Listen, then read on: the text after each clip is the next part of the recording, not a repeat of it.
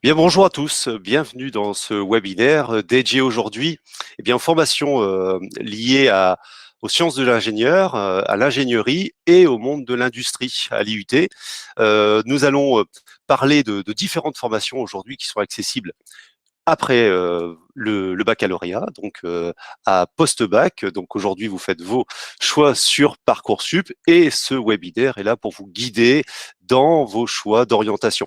Alors pour m'accompagner aujourd'hui, je ne serai pas seul, bien évidemment. J'ai invité un certain nombre d'enseignants qui vont venir présenter les formations, qui vont ne plus avoir de secret pour vous dans quelques minutes, quelques dizaines de minutes. Et j'ai invité également avec moi des anciens étudiants, mais aussi des professionnels qui viendront parler de leur métier. Alors aujourd'hui, on est sur un webinaire qui est l'un des derniers que nous organisons, hein. Je suppose que si vous connaissez bien le mode de fonctionnement de nos présentations, vous avez déjà eu connaissance d'un certain nombre de choses qui rythment la vie des IUT. Alors depuis le 16 décembre, nous avons organisé des événements qui permettent de présenter un certain nombre d'éléments, un certain nombre de, de de diplômes, mais également tout ce qui tourne autour de la vie donc des étudiants à l'IUT. Vous avez l'occasion d'y retourner, hein, de revoir un certain nombre de replays si vous devez vous informer, notamment sur l'accueil des bacs techno, la certification en langue, la mobilité internationale. Et un dernier webinaire aura lieu tout à l'heure, enfin après celui-là, donc à 11 heures, concernant l'apprentissage. Voilà, toutes les informations vous seront accessibles sur www.ut-littoral.fr. Aujourd'hui, pour ne pas tarder dans cette présentation des diplômes, je vais annoncer un certain nombre de formations, trois aujourd'hui, hein, trois formations liées au métier de l'ingénieur, de l'ingénierie, du monde de l'industrie, avec GTE, GIM et GE2I. Alors on va expliquer bien sûr ces sigles en compagnie de nos invités, mais sachez que tous les trois donc sont organisés en fonction d'un rythme que vous devez connaître, je suppose, maintenant, c'est-à-dire un bachelor universitaire de technologie qui va se faire sur 3 ans, qui vient remplacer le DUT et qui intègre les licences pro, en tout cas un bon nombre de licences pro. Donc, ce qui veut dire que au bout de 3 ans, vous avez atteint le grade de licence. Alors, nos enseignements se font avec non seulement des professionnels de l'éducation, hein, des professeurs agrégés, des professeurs, des enseignants-chercheurs, et nous avons également une particularité à l'IUT, c'est de faire intervenir des professionnels qui viennent bien partager leur expérience et donner un certain nombre de clés pour réussir en tant que professionnel et dans le monde de l'entreprise. Les formations à l'IUT sont des formations professionnalisantes, et c'est la raison pour laquelle on insiste sur des périodes plus ou moins longues, hein, de stage sur les 3 ans. Cela y va de 22 à 26 semaines, hein, sur les 3 ans. En fonction des formations, les modalités de suivi sont différentes, mais en tout cas, cette présence en entreprise permet une expérience qui vous amène à comprendre un peu mieux et à renforcer votre projet personnel et professionnel. 2000 heures d'enseignement, des projets. Donc, c'est une pédagogie qui vous invite non seulement à maîtriser la théorie, hein, maîtriser un contenu solide de connaissances, mais également des projets qui vous amènent à mettre en pratique ce que vous avez appris, également en équipe, qui permet de travailler ces compétences qui sont tellement nécessaires en entreprise, c'est-à-dire savoir travailler avec les autres. Les effectifs sont pour les TP et les TD, un peu à l'image de ce que vous connaissez au lycée, c'est-à-dire c'est des effectifs réduits qui permettent justement une certaine proximité avec les enseignants et qui permettent également la manipulation de bon nombre d'outils et de machines qui ne pourraient pas être utilisés si on était sur des grands nombres. Voilà, on en reparlera bien entendu tout au long de ce webinaire. Une particularité aujourd'hui au niveau technique, sur la droite de votre écran, pardon, vous avez un onglet qui s'appelle Questions. Et bien entendu, vos questions sont les bienvenues. J'ai avec moi un certain nombre de collègues qui se feront une joie de répondre à vos sollicitations, voilà, tout au long de notre présentation. quel est le profil attendu bien sur les trois formations liées à l'ingénierie, au monde de l'industrie, formation industrielle que nous proposons? Eh bien, tout d'abord, il faut noter que nous accueillons à la fois les bacs dits généraux, hein, donc quelles que soient j'ai envie de dire les options, mais avec, et on y reviendra avec nos intervenants, eh bien des profils d'étudiants qui sont passionnés par les sciences. C'est bien de cela dont il s'agit aujourd'hui. Alors attention, même si aujourd'hui un bagage scientifique est nécessaire pour entrer sur la formation, il ne faut pas négliger non plus les autres matières, comme notamment le français et l'anglais, qui permettent bien évidemment d'être à l'aise dans toutes les tâches que l'on va demander, les tâches techniques que l'on va demander aux étudiants. Voilà. Nous reviendrons sur ces profil attendu, hein, c'est le profil qui est attendu à l'entrée de la formation. Mais sachez là encore que la motivation est un axe important et sur vos dossiers dans Parcoursup, n'hésitez pas à mettre en valeur bien ce que vous souhaitez, votre motivation, votre projet, si vous en avez déjà un qui est en train de cheminer, et puis les démarches que vous avez accomplies pour vous intéresser à la formation. C'est des éléments qui comptent également dans le recrutement. Euh, nous allons commencer tout de suite cette présentation avec la première formation et je vais appeler avec moi Mathieu Bardou, alors qui est maître de conférence donc sur le site de Dunkerque. Donc voilà, donc maître de conférence sur le site de Dunkerque et qui était également directeur des études. Voilà, pour la formation GTE, génie thermique et énergie. Alors pendant que Mathieu se prépare, je rappelle que les formations sont sur 3 sites, donc Dunkerque, Calais et Saint-Omer. Bonjour Mathieu, vous allez bien? Bonjour Stani, ça va très bien et vous? Voilà, alors aujourd'hui, oui, très bien, on parle aujourd'hui d'énergie. Alors, c'est un peu s'il y a quand même un domaine sur lequel aujourd'hui on est particulièrement focalisé, c'est quand même la sensibilisation de toute la population à faire des économies d'énergie. Et vous êtes un peu les gardiens de cette énergie. Tout à fait, puisque les enjeux actuels autour des émissions de gaz à effet de serre et de la transition énergétique sont considérables en termes, évidemment, en termes de cadre de vie, en termes d'emploi, en termes de technologie.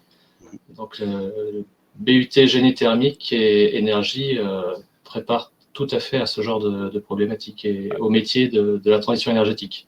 Alors on y reviendra, mais bien entendu, les domaines dans lesquels on demande des compétences, notamment pour prendre, pour développer l'énergie, la stocker, l'entretenir, ne manquent pas en fait.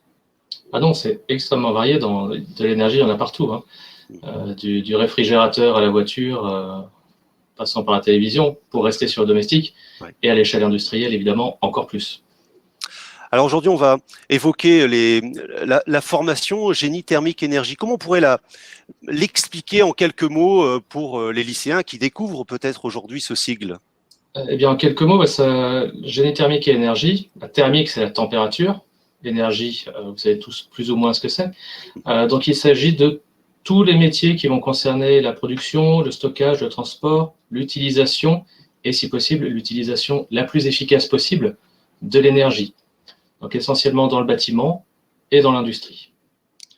On y voit aujourd'hui 2 parcours. Alors, je rappelle que pour l'ensemble des bachelors universitaires, il y a une option que l'on appelle aujourd'hui parcours, qui est choisi par l'étudiant. C'est un choix qui se fait en fin de première année chez vous? Non, en GTE, ça se fera en fin de deuxième année. C'est-à-dire qu'on a un tronc commun de 2 ans et la troisième année vise une spécialisation dans l'un de ces 2 parcours. Donc, optimisation énergique pour le bâtiment et l'industrie et management de l'énergie pour le bâtiment et l'énergie. On peut en tracer quelques mots. Quelles sont les compétences qui se cachent derrière ces parcours, que ce soit sur le bloc commun ou ici sur ces options? Alors, les diverses compétences, il y a 4 grands blocs de compétences. Il y a le dimensionnement, c'est-à-dire si vous avez un besoin, être capable de déterminer les outils qui vont permettre d'y répondre. Donc, quel est le besoin en isolation, en chauffage, en eau chaude, en énergie électrique d'un bâtiment et comment y répondre. Il y a l'audit, Donc là, il s'agit d'étudier le fonctionnement de l'existant, de comprendre où sont les gisements d'amélioration possibles, d'économie ou d'efficacité énergétique. Il y a la réalisation. Donc, quand vous avez un projet énergétique, vous l'avez dimensionné, à un moment donné, il faut concrètement le réaliser. Et puis, il y a le pilotage et la maintenance. Donc, une fois qu'une installation énergétique est installée, eh bien, il faut quelqu'un pour s'assurer qu'elle fonctionne comme il faut, qu'elle répond à ses objectifs, et également pour l'entretenir, pour vérifier que tout est fait dans les temps pour qu'elle soit toujours au maximum de son efficacité. Donc, on forme ici des experts dans le domaine de l'énergie. Ça suppose un socle de connaissances qui est quand même qui est dense, hein, qui est très sérieux et très solide, parce que je suppose que l'énergie, il y a de la physique, il y a de la chimie. Qu'est-ce qu'on y retrouve? Alors tout à fait. Nous, on est moins orienté sur l'aspect chimique à proprement parler, plus sur tout le côté physique. Donc vous allez retrouver de la mécanique des fluides, c'est-à-dire comment vous transformez la chaleur en pression, par exemple, ou l'inverse. Ça recoupe le fonctionnement des moteurs, le fonctionnement des pompes à chaleur, etc. On a l'étude des échangeurs thermiques. Comment est-ce que vous faites passer la chaleur de votre production de chaleur à l'endroit où vous souhaitez l'utiliser. On a les réseaux de fluides, puisque ça implique de la mécanique des fluides, que ce soit des fluides liquides, que ce soit des fluides gazeux. On a pas mal de domaines de la physique qui sont impliqués, en plus, évidemment, des matières purement technologiques, un peu plus terre à terre, plus appliquées. On a également un socle théorique derrière qui est assez robuste. À l'entrée de l'IUT, j'expliquais tout à l'heure qu'on attendait des étudiants qui soient passionnés par les sciences. Est-ce qu'il y a des points importants que vous relevez dans le dossier qui vous est envoyé par l'étudiant? À quoi faites-vous attention lorsque vous recevez le dossier Parcoursup? Alors, je dirais qu'il y a 3 points principaux. Alors, je vais sans doute surprendre personne en disant qu'on regarde un petit peu les notes, essentiellement en mathématiques, en physique-chimie, en anglais, en français, en technologie. Ça dépend un peu de la filière, d'où viennent les étudiants. Donc, matière scientifique et technologique, mais aussi matière générale, hein, français, anglais, on y est attentif. On ne cherche pas des gens qui soient des cracks, on n'attend pas 18 dans toutes les matières. Ouais. Mais par contre, c'est sûr que si quelqu'un a des résultats qui sont trop bas dans des matières qui, pour nous, fondamentales, on se pose la question de sa réussite. On privilégie un profil homogène, plutôt, Ouais, c'est possible. plutôt global, plutôt que 18 en mathématiques et des notes très basses dans toutes les autres matières. Tout à fait, exactement. On cherche aussi une certaine régularité dans l'investissement. D'accord. Ce qui amène au deuxième point, c'est le comportement. Ça, c'est extrêmement important pour nous, d'avoir des étudiants qui sont désireux d'apprendre et qui le manifestent. Quelqu'un qui est noté comme perturbant les cours, c'est évidemment pas forcément un bon signe pour nous. Et je dirais dans toutes les matières. Quelqu'un qui perturbe les cours de philosophie ou d'histoire-géographie, moi, ça m'intrigue un peu et ça m'inquiète un petit peu. Voilà, donc on privilégie là aussi une certaine homogénéité dans l'application. D'accord. Mais aujourd'hui, ils sont pas là. Hein. Donc, les étudiants qui nous écoutent, les lycéens qui nous écoutent, sont des lycéens modèles, bien entendu. Alors, je vous ai demandé. Ah, pardon, Mathieu. Oui. Un troisième point, c'est le projet. La lettre de motivation ou projet personnel. Nous, ça nous intéresse tout à fait d'avoir un étudiant qui sait où il veut aller. Parce que la motivation, tout le monde le sait, hein, tous les enseignants l'ont constaté, c'est le critère numéro 1 déterminant pour réussir. Alors, donc, avec beaucoup d'attention, cette partie-là aussi du dossier. Absolument. Je vous ai demandé, Mathieu, de ramener avec vous quelques photos de vos ateliers et en tout cas du bâtiment que nous voyons là ici en haut à droite, qui est situé à Dunkerque sur le pôle de la citadelle. Un rapide commentaire sur les machines qui sont sous nos yeux.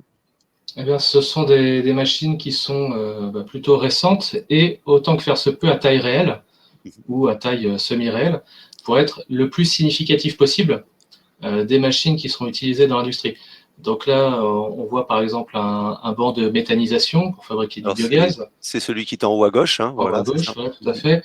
En dessous, on a une chambre froide à CO2.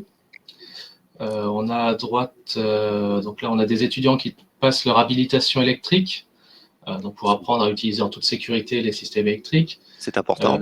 Juste au-dessus, on a une centrale de traitement d'air. D'accord. Non, c'est une VM, c'est une ventilation mécanique contre le double flux. La centrale de traitement d'air est au-dessus. Donc, c'est des systèmes qui permettent à la fois l'aération d'un bâtiment et son chauffage en partie, en essayant d'éviter les pertes d'énergie dues à la ventilation, en ayant également tout un tas de systèmes de contrôle, d'hygrométrie, de composition de l'air, etc. Ouais. Donc on est bien sur ces deux phases, c'est-à-dire à la fois, bien entendu, il y a un socle théorique qui est exigeant, on l'a bien compris, mais on est aussi dans la pratique et par exemple derrière les habilitations électriques, la manipulation de ces différentes machines qui se font dans le cadre de TP, on apprend à faire également. Tout à fait, c'est capital pour nos étudiants. Généralement, les étudiants qui viennent chez nous sont des gens qui peuvent aimer les mathématiques, la physique, l'aspect théorique des choses, mais qui viennent aussi chercher la manipulation pratique, l'application de ce qu'il y a derrière. Et ça, c'est quelque chose de très précieux, je pense, que nous pouvons leur donner, en tout cas nous essayons au maximum, d'avoir l'application derrière la théorie et de les préparer au monde professionnel avec du matériel qui soit le plus similaire possible à ce qu'ils vont trouver. Très bien. Alors, on a bien compris que cette formation aujourd'hui, l'énergie est un peu partout et dans beaucoup de préoccupations, non seulement eh bien, dans l'industrie, chez les particuliers, également dans le bâtiment. Et aujourd'hui, on a la chance d'avoir avec nous une professionnelle de l'énergie qui est aujourd'hui consultante en bâtiment durable.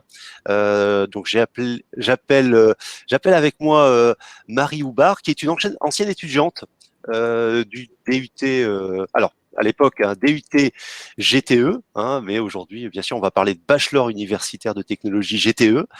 Bonjour Marie, vous allez bien? Bonjour, bonjour à tous, oui ça va et vous? Très bien. Alors, écoutez, on est ravis de vous accueillir sur cette antenne, sur ce webinaire. Ravi d'être là également. L'idée, hein, c'est d'expliquer aux lycéens qui nous écoutent quelles peuvent être les applications concrètes liées à ce métier. Vous avez suivi un parcours GTE et aujourd'hui, vous en avez fait votre métier principal. Vous êtes consultante en bâtiment durable. Est-ce que vous pouvez nous expliquer tout d'abord un peu votre parcours et votre métier? Pas de souci. Alors moi j'ai eu mon DUT en 2010, ça fait déjà un petit moment, en 2 ans à l'époque, donc 2008-2010. J'ai fait une licence professionnelle derrière, donc j'ai fait un parcours en 3 ans, et ensuite j'ai travaillé dans différentes structures. Donc toujours dans le bâtiment. Je me suis orientée dès le départ sur la vocation plutôt bâtiment, économie d'énergie, maîtrise des consommations. Donc j'ai travaillé en bureau d'études thermiques, j'ai travaillé un peu en entreprise chez un artisan. J'ai travaillé un petit peu en association pour le logement aussi, pour faire de la rénovation lourde. Et donc petit à petit, à force de bagages et d'expérience, je suis arrivée là maintenant au CD2E, donc le centre de déploiement de l'éco-transition au niveau des entreprises et des territoires. Et voilà, donc là aujourd'hui dans mon métier effectivement de consultant de bâtiment durable, c'est clairement faire avancer l'éco-transition et le développement durable sur les aspects bâtiment pour ma part. Donc pas uniquement, il y a aussi au CD2E un pôle économie circulaire et énergie renouvelable. Moi je fais partie du pôle bâtiment. Donc voilà, application directe et en lien direct avec ce que j'ai fait pendant mes études, puisque ça a beau faire 10 ans que je suis sortie du GTE. Oui. Ce que j'ai appris là-bas me sert encore tous les jours. Aujourd'hui. C'est vraiment une application. C'est un peu comme apprendre à rouler à vélo, hein, donc effectivement, c'est quelque chose qu'on ferait utiliser. L'idée de votre métier, un consultant, pour se donner une idée, est-ce que pour une journée type, c'est des études, c'est de la présence sur le terrain? Alors, c'est très variable. Alors déjà, on est une bonne dizaine au pôle bâtiment. Je parle juste du pôle bâtiment. On a tous des métiers différents. Alors, vous l'avez dit, la maîtrise de l'énergie, le développement durable en général, c'est très très vaste. Donc, on a tous des journées types différentes. J'ai même envie de dire qu'on n'a pas vraiment de journée type. Ça bouge beaucoup en fonction de nos missions. Alors, ça peut être du terrain, ça peut être des études. Donc, effectivement, des études thermiques, des études d'humidité, des choses comme ça. On en entend parler. Des audits sur tout ce qui est ventilation. Voilà, on en a entendu parler tout à l'heure par Mathieu de centrales de traitement d'air, des choses comme ça, c'est des choses qu'on peut être amené à évaluer. Moi, pour ma part, je fais aussi beaucoup de suivi de chantier sur la partie plutôt rénovation performante pour justement accompagner les équipes à bien prendre en compte tous les points de vigilance, aussi bien en partie conception qu'en partie chantier, sur tout ce qui est traitement des ponts thermiques, tout ce qui va être lié à la migration de la vapeur, à savoir quand on isole un bâtiment, forcément, on va déséquilibrer un peu ce qu'on appelle l'équilibre hygrothermique. Voilà, il y a vraiment plein de facettes différentes. On travaille sur des matériaux biosourcés pour aller essayer de faire sortir de terre des bâtiments paille, des bâtiments chanvre, des choses très, très variées.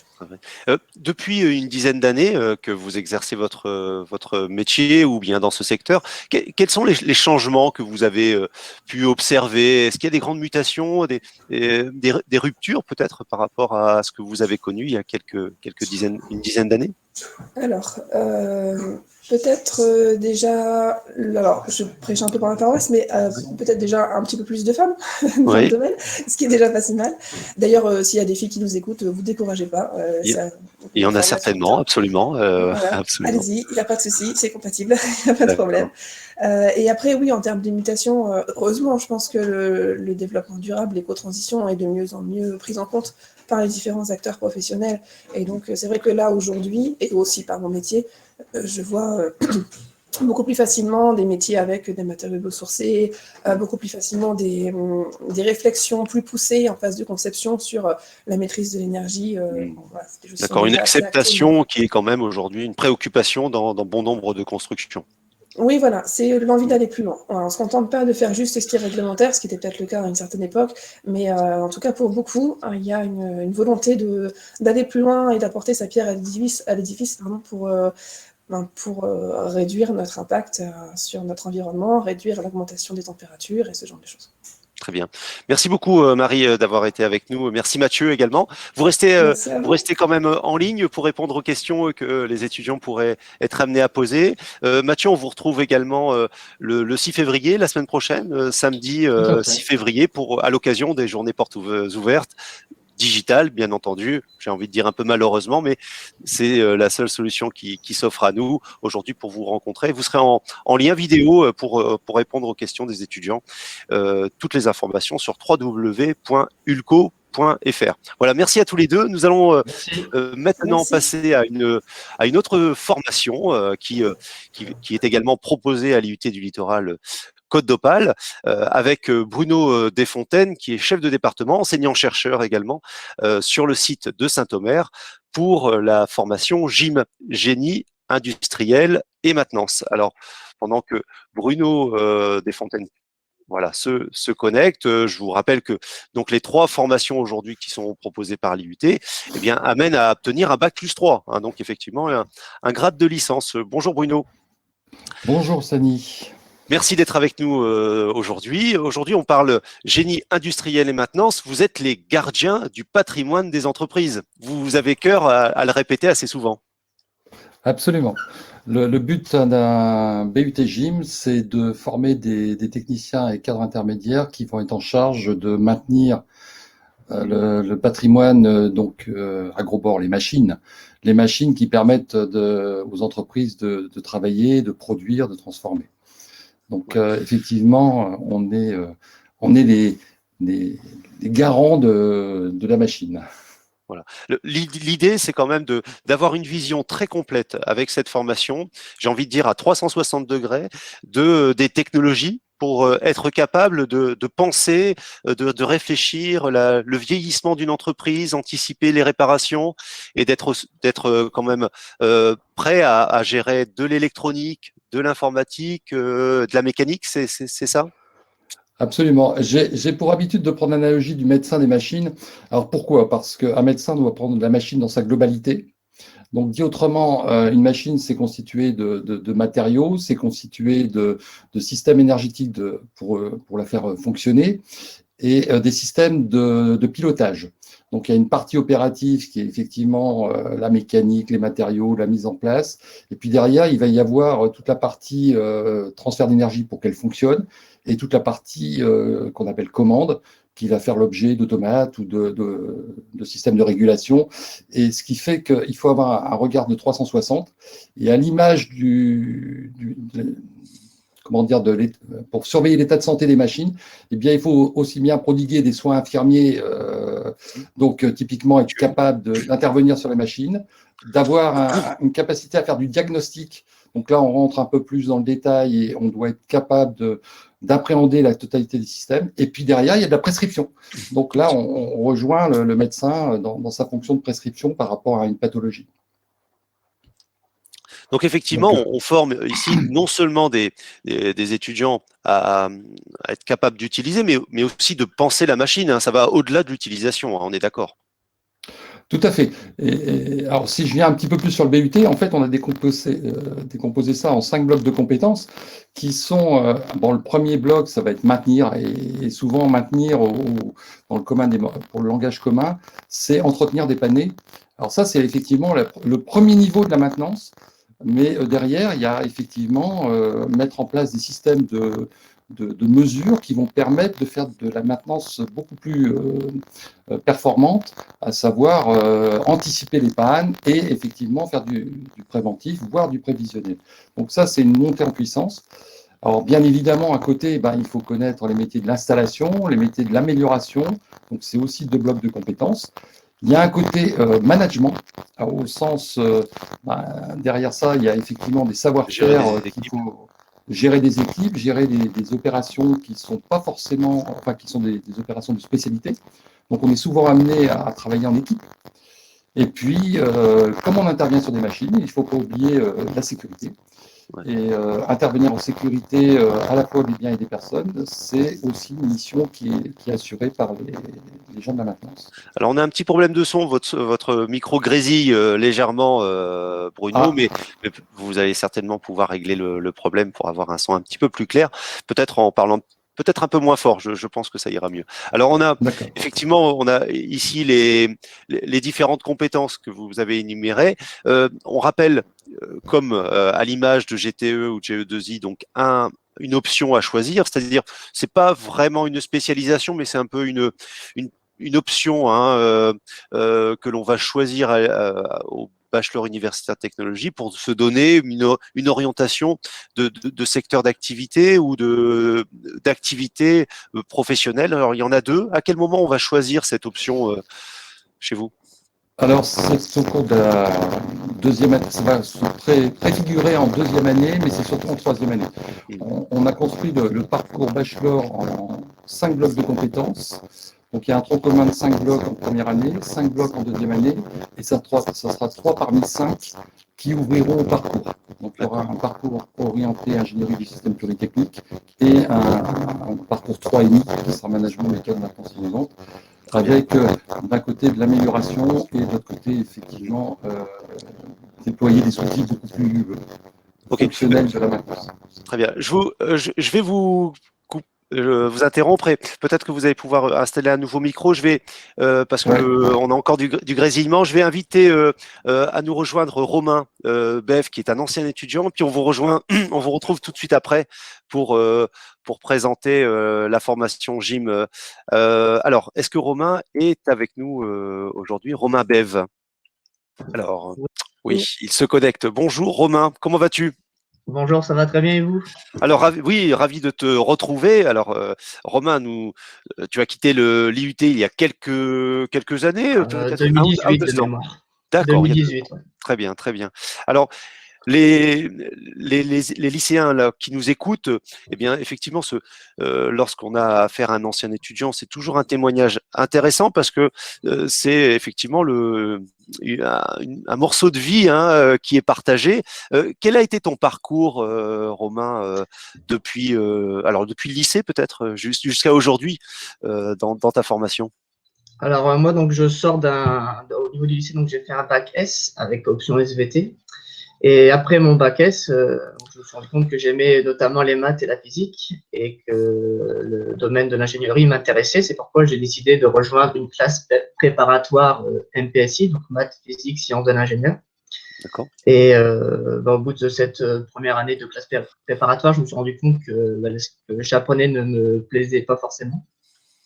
Et donc c'est pourquoi j'ai décidé de me réorienter donc, au bout d'1 an. Et c'est comme ça que j'ai intégré donc, le DUT GIM, donc de 2016 à 2018, parce que le domaine des sciences de l'ingénieur m'intéressait toujours et que je voulais pas me fermer une porte, enfin m'ouvrir le plus de portes possible en découvrant plein de matières et en ayant des orientations professionnelles variées grâce au DUT. Et c'est pourquoi j'ai rejoint donc le DUT. Et donc là après, donc le DUT s'est très bien passé. Donc, je l'ai eu en 2018 et là depuis 2018 donc je suis en école d'ingénieur donc à Polytechnique en production. Je suis sur ma dernière année et en apprentissage à la centrale nucléaire de Gravelines. Et je travaille donc dans un service de fiabilité. Donc, on suit certains matériels, donc on regarde leurs résultats en termes de production notamment, et on essaye d'accompagner, donc de trouver des solutions pour quand on a des petites baisses en production, de trouver des solutions pour corriger ça. D'accord. Alors, on imagine que les enjeux sont très importants. Il ne faut pas oublier quand même que derrière la centrale, les enjeux sont très importants en matière de sécurité. Est-ce que tu as le sentiment que ton passage en gym, alors effectivement, toi, tu as fait une réorientation. Ils ne sont pas rares, les étudiants comme toi, qui choisissent un parcours et reviennent parfois à changer pour différentes raisons. Est-ce que ce changement, cette réorientation, pour toi, elle a été profitable? Aujourd'hui, tu as pu faire une école d'ingénieur au même titre que si tu avais suivi une école préparatoire, peut-être. Exactement, tout à fait. Et puis, c'est bénéfique dans le sens où on a quand même, grâce au DUT, une approche déjà qui est très professionnalisante. C'est-à-dire qu'on nous donne vraiment toutes les billes donc, pour pouvoir se débrouiller en entreprise, que ce soit en termes donc, de compétences techniques. Et que du coup, je me suis, on va dire, retrouvé certainement moins dépaysé que certaines personnes en classe préparatoire qui, eux, ne sont que, on va dire, 2 ans à faire de la théorie. Moi, j'avais cette approche pratique qui m'a été plus que bénéfique pour mon arrivée donc, à la centrale de Est-ce que, si l'on revient sur ton parcours donc à l'IUT, quels étaient les stages que tu as pu faire? Tu avais déjà mis un pied dans la centrale nucléaire? Alors, Tu avais déjà été rentré dans ce système? Alors, pas du tout. C'était pour moi quand je suis rentré donc, en août 2018, c'était une première expérience dans le nucléaire. Au niveau donc, de l'IUT, le stage de fin d'études que j'ai réalisé, je l'ai réalisé donc, dans un laboratoire de recherche, donc l'ISIC, à Calais. Et j'ai travaillé à développer donc, un capteur donc, qui de mesure de vent et de direction du vent. Donc, un projet qui avait été demandé donc, par la ville de Dunkerque et qui est encore en cours de développement actuellement. D'accord. Qu'est-ce que tu gardes en souvenir de ton passage à l'IUT, Romain?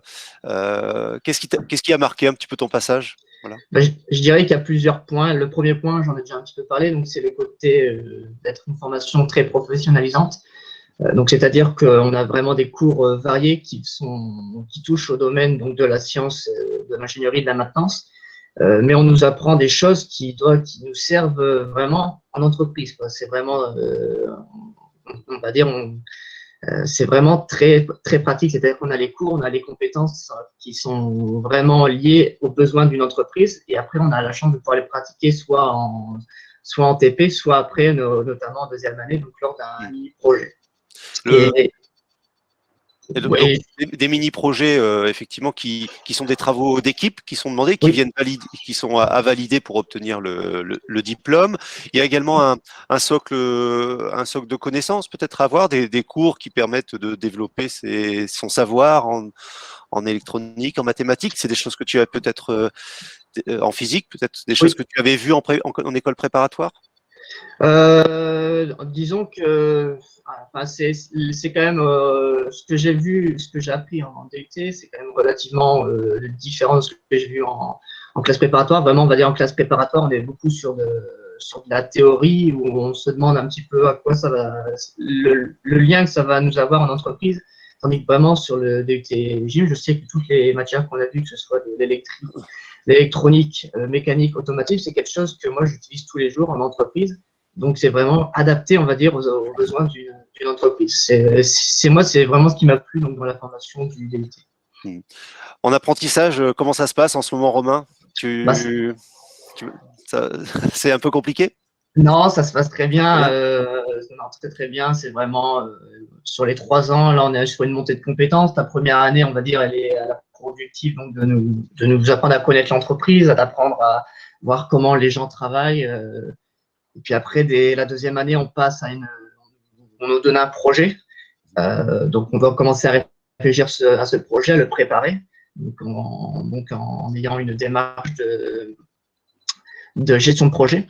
Oui. Et puis là, sur la troisième année, on est vraiment sur beaucoup d'autonomie, donc on nous laisse gérer tout seul des projets qui sont quand même impactants pour l'entreprise. Donc, c'est très, très enrichissant et on est vraiment là sur la dernière phase où on acquiert toutes les compétences nécessaires pour devenir un ingénieur production à la fin de l'apprentissage.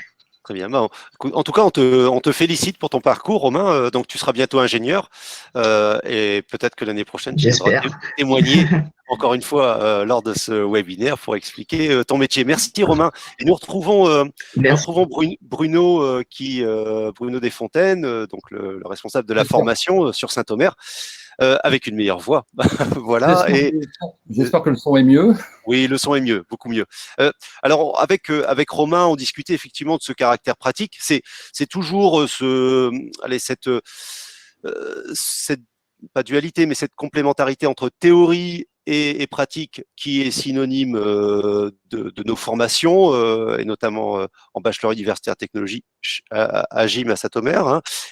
On a ici quelques illustrations donc on voit le bâtiment qui est le vôtre et quelques machines, parce que faut pas oublier que les formations industrielles sont celles où on achète le plus, où on investit le plus en matériel pour que les étudiants puissent avoir des occasions de mettre en pratique. Alors, on n'est pas forcément le plus, parce que bon, mes collègues de GDE et GE2I investissent aussi énormément. Sur les trois, hein, oui, absolument, par rapport au tertiaire. Oui. Voilà, on a à la fois un environnement qui est proche du TP, comme on peut voir en haut à gauche, avec effectivement l'apprentissage des fondamentaux en électricité, électronique, électrotechnique et autres, mais on va aussi sur des dimensions machines. Comme on peut le voir sur la droite, sur la gauche, où on a une caméra qui surveille un ensemble industriel de compression. On travaille aussi, alors c'est vrai j'aurais pu illustrer un peu plus la partie maquette numérique. On travaille beaucoup sur la simulation et de la maquette numérique qui permet de comprendre les systèmes à l'échelle industrielle. Il y a une imprimante 3D parce qu'effectivement, on fait des modèles et on essaie ça suit la maquette numérique.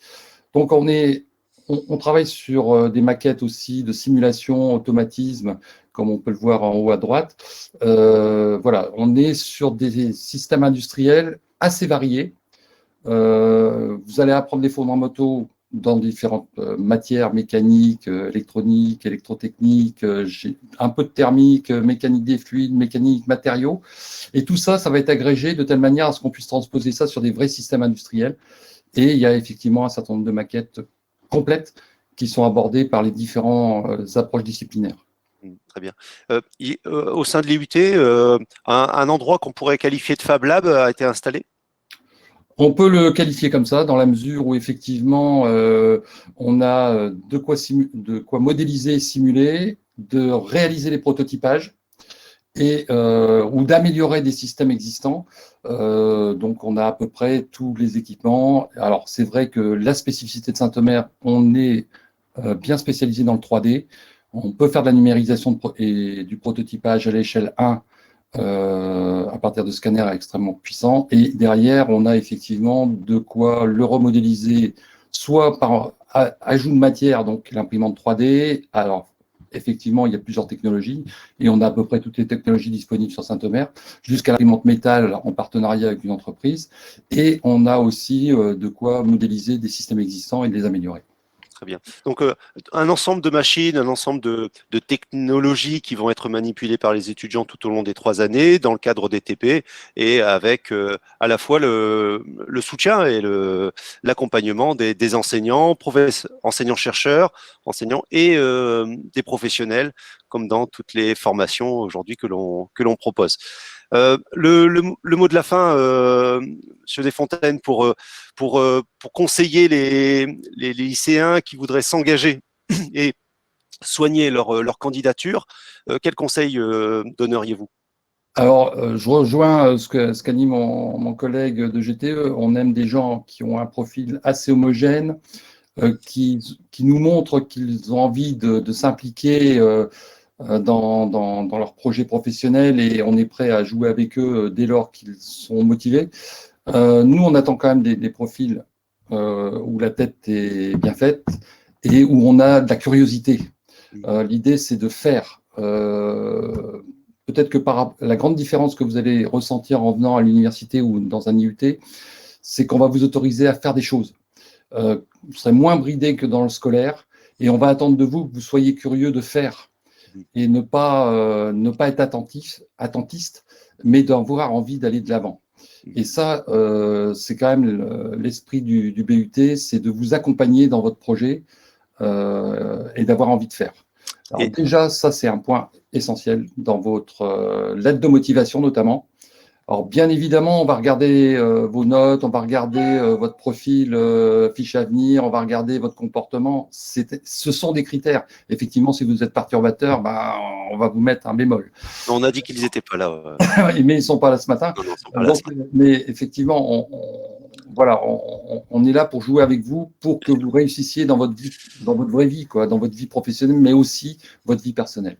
Voilà, on attend que nos jeunes nous inventent le monde de demain, en ne commentant pas les mêmes erreurs du passé. Merci Bruno Desfontaines d'avoir été avec nous aujourd'hui. Vous restez connectés pour répondre aux questions qui seraient posées par les lycéens. On vous retrouve également, tout comme Mathieu Bardou, donc la semaine prochaine, samedi 6 février, à l'occasion des journées portes ouvertes de l'université, inscription sur www.ulco.fr. Nous allons passer à notre dernière formation, la formation GE2I, avec Nicolas Tantillier qui va pouvoir nous rejoindre afin de parler de cette formation qui se déroule sur le site de Calais. Voilà. Bonjour Nicolas. Bonjour Stani, vous allez bien? Oui, très bien, merci. Alors aujourd'hui, avec vous, on va aborder la troisième formation tournée vers l'ingénierie, le monde de l'industrie, c'est GE2I. Alors, en deux mots, GE2I, comment le faire comprendre aux lycéens et expliquer ce qui se cache derrière ces 4 lettres? Ah ouais, derrière ces 4 lettres, ça cache pas mal de choses, pas mal de domaines qui peuvent être abordés. Oui. Donc, à la fois le domaine de l'élec, donc l'électronique, l'électricité, l'électrotechnique, et puis un autre domaine qui est l'informatique industrielle. Alors souvent, informatique industrielle, on voit le mot industrie, des fois ça fait peur, ça rebute, mais en fait, on fait de l'informatique comme les informaticiens, sauf qu'à un moment, on va aller au-delà de l'ordinateur pour aller commander, piloter, programmer des automates, des systèmes embarqués, comme dans des systèmes de l'aviation, des microcontrôleurs, des microprocesseurs, voilà, des automates, des robots, enfin c'est très très large. On ne fera pas forcément du développement web, même si ça peut en faire un petit peu partie, mais on va faire de la programmation comme les informaticiens, mais à un moment, on va aller au-delà de l'ordinateur, s'épanouir à l'extérieur des machines. Très bien. Vous êtes un peu les hommes qui murmuraient à l'oreille des machines. Tout à fait, on fait la transition. C'est nous qui sommes l'interface entre ce que veulent avoir les personnes qui établissent un cahier des charges, et puis nous, on se charge de traduire ça pour les machines. Absolument. Voilà. Alors, avant de présenter les différentes technologies que vous abordez dans votre formation, rappelons donc les deux options, les deux parcours à choisir dans votre formation, automatisme et informatique industrielle. Alors, on comprend mieux derrière votre intervention ce qui se cache derrière l'informatique industrielle, et électronique et système embarqué. Alors, un champ des métiers qui sont assez larges, cadre technique, domaine de l'informatique, roboticien, c'est vraiment des perspectives un peu générales. Oui, tout à fait. En fait, la formation géodésie permet d'avoir des connaissances dans différents domaines, hein. Et même si les étudiants choisissent en deuxième année un parcours plus automatisme informatique industrielle ou plus électronique et système embarqué, ils vont quand même faire un peu d'automatisme, un peu d'informatique industrielle et vice-versa. Donc, en fait, on prépare les personnes, les étudiants, à s'adapter aux différents milieux, aux différents changements qu'ils auront à avoir à faire au cours de leur parcours professionnel. Donc voilà, ça peut être dans le domaine de l'aviation, ça peut être dans le domaine de l'industrie lourde, ça peut être en bureau d'études. En fait, le champ des possibles est très très large. C'est assez large. Qu'est-ce qu'on attend des étudiants durant la formation? Quelles seraient les compétences? Qu'est-ce qu'on attend d'eux? Qu'est-ce qu'on leur amène à maîtriser? Alors, on attend d'eux déjà un petit peu de curiosité scientifique, technique, avoir cette envie de voir comment fonctionnent les systèmes. Et puis ensuite, nous, on est là aussi pour leur donner ces connaissances, leur faire découvrir de nouvelles choses. Et puis, vraiment, l'idée à l'issue des 3 années, c'est d'avoir des étudiants et donc en fait même des professionnels qui seront à même de pouvoir gérer par eux-mêmes les choses, avoir de l'autonomie et puis pouvoir travailler en équipe, puisque c'est un des gros plus du passage au sein des IUT, c'est qu'on a des travaux pratiques, les étudiants travaillent ensemble, discutent, et puis voilà, montent des petits groupes de projets et trouvent leur place au sein de ces projets qu'ils développent ensemble. On n'en a pas parlé, mais actuellement, nous sommes dans une période un peu contrainte, mais les TP ont toujours lieu hein, dans les formations et peuvent être exercés hein, au même titre que les cours que l'on peut donner aujourd'hui, qui sont un peu en distanciel, mais les étudiants ont la capacité de venir à l'IUT. On va revenir sur différentes machines, si vous le voulez bien, Nicolas. Je vous ai demandé de venir avec quelques photos. Est-ce qu'on pourrait apporter un regard, les commenter? Il y a du robot, il y a du bras articulé. Voilà, tout à fait. Donc, je vous ai fourni quelques photos, mais ça ne représente qu'une partie minime de ce qu'on sait faire au sein de cette formation. Mais voilà, on a des robots sur petite roue qui se trouvent à peu près au centre du diaporama. Donc là, les étudiants travaillent à résoudre des contraintes qui leur sont données dans leur sujet de projet. Par exemple, suivre une ligne qui se trouve au sol, essayer d'éviter les autres robots. On peut voir légèrement sur le coin de la photo un autre robot qui se trouve à proximité du robot principal. Donc en fait, éviter les collisions, analyser ce qui se passe devant, derrière, et puis pouvoir suivre un cahier des charges qui avait été donné au préalable, et puis les étudiants font un peu une compétition entre eux pendant les séances de travaux pratiques. Une nouveauté, c'est les bras articulés. Depuis l'année dernière, il me semble, vous avez investi dans quelques bras articulés qui sont utilisés dans ce qu'on appelle l'industrie 4.0 avec l'Internet des objets. L'objectif, c'est quand même de rester en cohérence avec ce qui se fait dans les entreprises et les outils qui sont manipulés par les étudiants. Voilà, ouais. Donc là, le bras articulé, on a du mal à voir un peu la taille qu'il peut faire. Là, il est élevé, il fait pratiquement 1,50 m de hauteur. Alors, certes, il est plus petit qu'un bras articulé industriel, mais il est déjà de taille conséquente. Et là, nous disposons pour le moment, de 4 bras articulés comme celui-ci, que l'on peut piloter à distance via une tablette ou directement en venant se connecter dessus. Et il est capable de faire différents mouvements, de pouvoir prendre des objets et puis de réaliser un scénario qu'on a établi au préalable. Donc on les utilise bien entendu dans les processus de fabrication, que ce soit en production, en assemblage, en logistique aussi. C'est assez courant. Fait, voilà. Là, les champs du possible sont assez larges. Alors, je ne suis pas spécialiste, mais on dirait une imprimante 3D, non Voilà, oui, on dispose d'imprimantes 3D, de scanners 3D de petite dimension à comparer à GIM, mais cela permet de réaliser des pièces nécessaires quand on conçoit des cartes électroniques ou besoin de réparer des éléments dans des systèmes automatisés. Donc, on a vraiment des équipements qui permettent de couvrir nos besoins. Alors le G2I aussi, parce qu'on voit aussi des équipements réseau, télécom. Dans le G2I, on fait aussi de la transmission, des télécoms et une initiation au réseau informatique. Très bien. Donc, c'est l'ensemble de ces technologies qui permettent d'avoir plusieurs cordes à son arc et de choisir.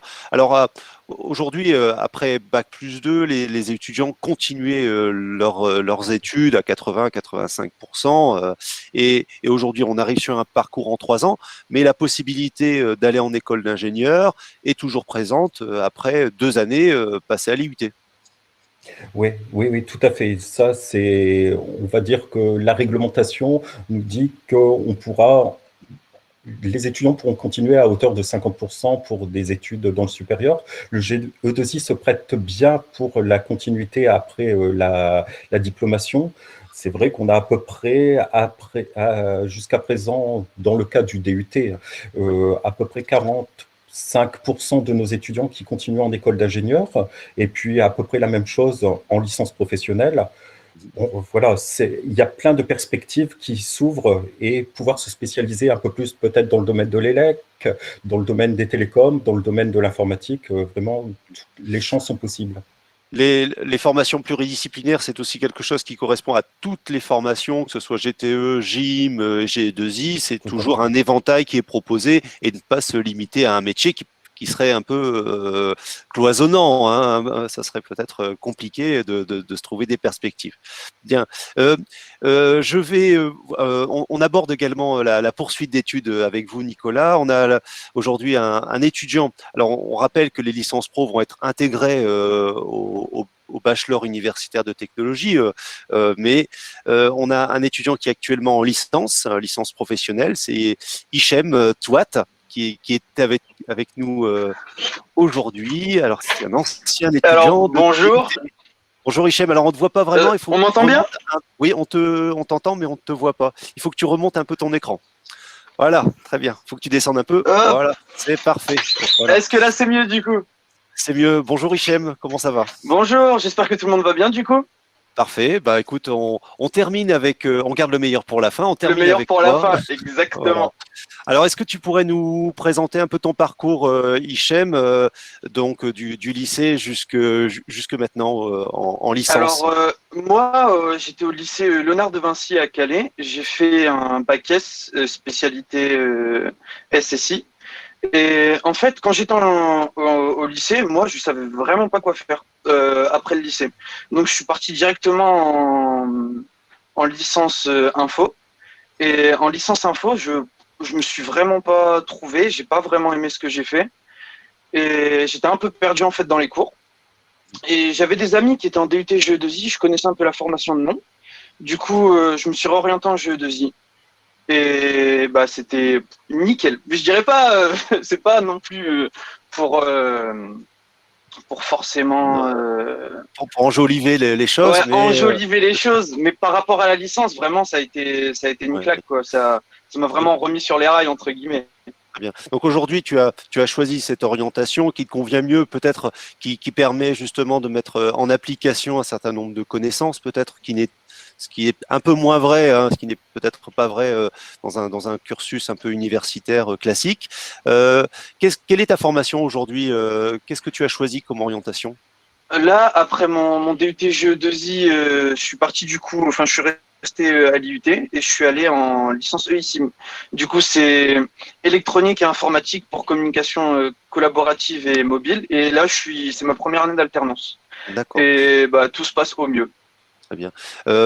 S'il fallait décrire en 3 mots, Hichem, la formation que tu as suivie, quels seraient ces 3 mots? Bah, au-delà du savoir, vraiment du savoir précis, moi, ce que j'ai développé à l'IUT en 3 points, ce que je peux dire, c'est que déjà, il y a de l'entraide.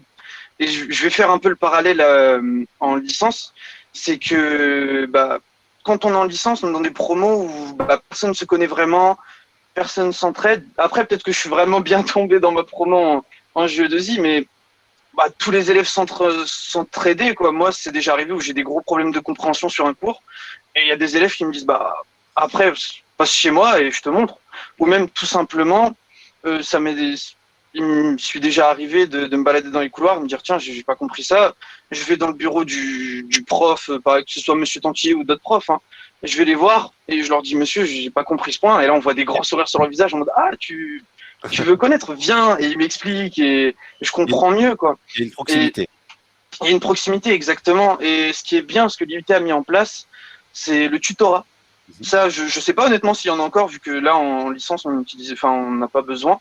Mais quand j'étais en première année de DUT, en fait, les profs mettent en place le tutorat. Donc, il y a des deuxièmes années de DUT qui vont venir donner des cours en plus à des élèves de première année. Et c'est pas non plus très lourd, quoi. Et ça permet d'avoir une deuxième approche. Moi, par exemple, on va dire, j'ai un langage très spécifique, mais être avec quelqu'un de mon âge, j'ai peut-être une deuxième approche je comprends mieux, quoi. Voilà, c'est plus facile à apprendre. Je pense que ce dispositif qui avait été présenté dans un de nos webinaires sur l'accueil des bacs technologiques est toujours en place, Monsieur Tantillier. Oui, il existe plusieurs dispositifs, hein. Il existe le dispositif PREL, là, qui permet d'aider les étudiants de première année qui sont en difficulté. On a aussi des dispositifs qui sont financés par la région, qu'on appelle les accompagnements réussite, qui permettent au bac techno, bac pro, d'avoir des compléments de cours. Et là, on fait des cours à la demande. Et ça se passe par petits groupes, on est à peu près 6 étudiants, et les étudiants ont bâti le programme avec eux en leur demandant qu'est-ce que vous n'avez pas compris, et puis voilà, et on leur dit allez-y, n'ayez pas peur de parler, dites, on est là pour vous remettre le pied à l'étrier, c'est pas en refaisant une année supplémentaire que ça va être positif, on peut tout de suite recommencer et puis vraiment reprendre dès à présent les lacunes et les combler. Oui, pour éviter justement les échecs, et c'est tout l'enjeu, hein, le décrochage. Hichem, on va terminer avec toi, il nous reste que quelques minutes pour cette intervention. On a parlé d'entraide, tu voulais évoquer d'autres points? Il y a la rigueur aussi. Moi, je n'étais pas forcément l'élève le plus rigoureux en entrant en DUT, et ça m'a permis de développer vraiment une certaine rigueur, parce que déjà tout au long des 2 ans, 3 ans, encore maintenant, on fait des rapports, et là, au boulot, je me suis rendu compte il n'y a pas longtemps que j'utilisais les mêmes procédés de rapport qu'en DUT. En apprentissage. Pour le faire tout au long, exactement, tout au long du TP ou du projet que je vais avoir les mêmes méthodes. Ou un exemple tout bête, mais c'est les cours de com qui m'ont vraiment aidé. Moi, par exemple, là, je suis Décret Industriel et j'avais jamais eu d'expérience professionnelle, j'avais jamais passé d'entretien, tout ça. Et l'IUT nous aide avec ça. Et mon entretien d'embauche, je l'ai préparé comme ce qu'on voit en cours. Et ça a marché, quoi, vu que j'ai été pris. Mais et on voit bien que tu es très à l'aise, et voilà, s'il y a des employeurs qui nous écoutent, il manque pas certainement, et bien de te repérer. Voilà. Merci. Mais ça aide vraiment. Et en troisième point, si je peux être très rapide, c'est que c'est ultra intéressant, que ce soit dans les domaines ou même avec les élèves qui sont avec nous. Par exemple, l'IUT, il y a beaucoup d'échanges scolaires avec le Sénégal. Et par exemple, les Sénégalais, moi, ils m'ont pu apprendre le Wolof. Ou même, on se développe des réseaux. Moi, j'ai des amis que j'ai gardés du DUT. Je leur parle encore. Et c'est des futurs ingénieurs. Ils sont vraiment dans de bonnes écoles. Ils font des choses très intéressantes et très pointues. Et c'est des amis que j'ai encore. On se développe un réseau à travers ça. Effectivement, à l'IUT, il y a des opérations de mobilité internationale entrantes et sortantes également, puisqu'il y a des stages qui se font à l'étranger. Exactement. Si vous avez écouté le webinaire sur bien les relations internationales que nous avons mis en place, vous avez peut-être eu connaissance d'Augustin qui a fait la formation GTE et qui avait fait un stage au Japon. Merci à tous les deux. Merci Nicolas. Merci Hichem. Je peux ajouter quelque chose?